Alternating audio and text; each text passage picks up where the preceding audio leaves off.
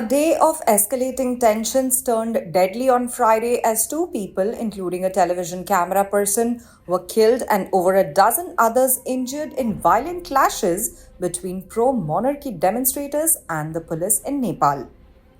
In response to the violence, the Nepal army was deployed and a curfew was imposed across several areas of capital Kathmandu. The unrest was sparked by a rally of pro-monarchy supporters calling for the restoration of the monarchy which was abolished in Nepal back in 2008. Led by former King Gyanedra's loyalists, the demonstrators gathered to express their demand for a return to royal rule. The rally, which began in the Tinkune area at 11:30 am, quickly turned chaotic when police intervened after the crowd attempted to march towards Parliament House despite a government-issued ban on public gatherings near the area. As the situation spiraled out of control, riot police deployed water cannons, rubber bullets, and tear gas in an attempt to disperse the crowds.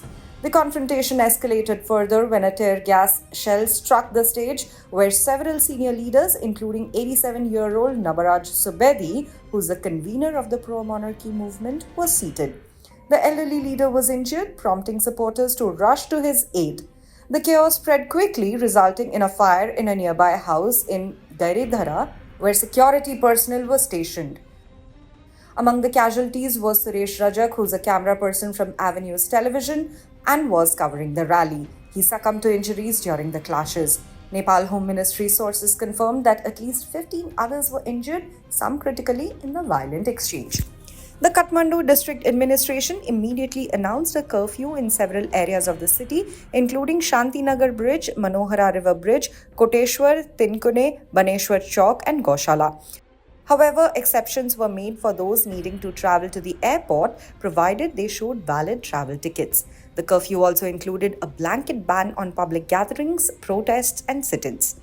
In a separate development, a rally organized by the Left Front, which is a coalition of left-wing political parties, took place without incident. Key leaders, including former Prime Ministers Pushpa Kamal Dahal and Madhav Kumar Nepal, addressed the gathering, which called for unity and peace. However, the rally also delivered a stern warning to Gyanendra and his supporters, urging the former king to abandon his ambitions of reclaiming the throne.